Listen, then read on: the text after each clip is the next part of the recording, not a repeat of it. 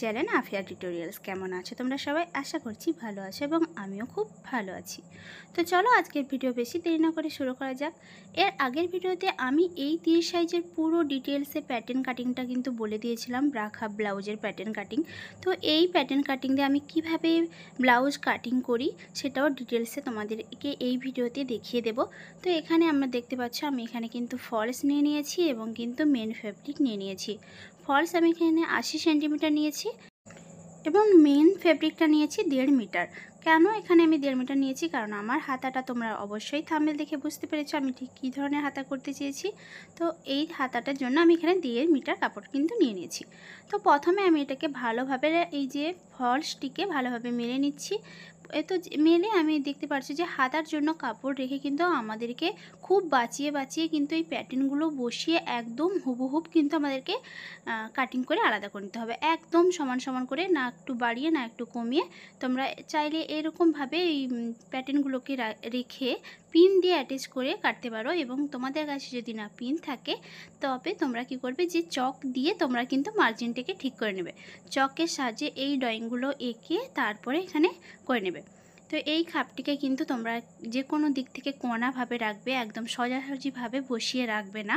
তো এই যে দেখতে পাচ্ছ এইভাবে আমি ভালোভাবে রেখে কাটিংটি করব। তো এই যে এই নিচের পোর্শনে কিন্তু দেখতে পাচ্ছ 1/2 ইঞ্চি কিন্তু আমি বাড়িয়ে নিয়েছি। অবশ্যই আমি প্যাটার্ন কাটার সময়ে বলে দিয়েছিলাম যে 1/2 ইঞ্চি আমাদের বাড়িয়ে নিতে হবে, সেটি আমি কাপড়ে বাড়িয়ে নেব।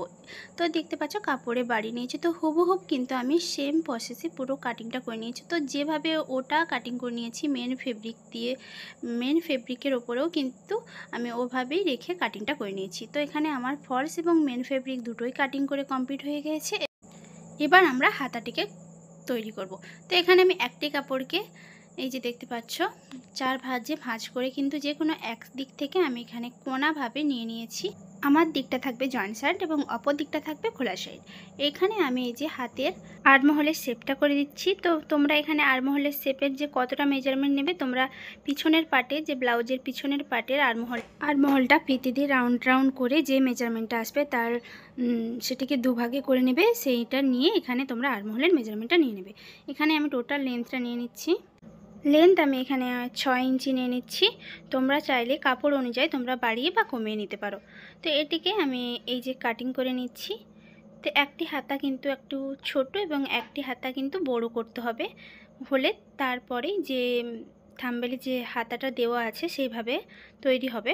তো এই যে দেখতে পাচ্ছ আমি এখানে হাতাটা তৈরি করে নিয়েছি। এখানে কিন্তু দুটো হাতা হয়েছে, তাই জন্য আমি বলেছি আড়মহলের যে মেজারমেন্টটা আসবে সেটিকে দুভাগে ভাগ করে নিয়ে নেবে।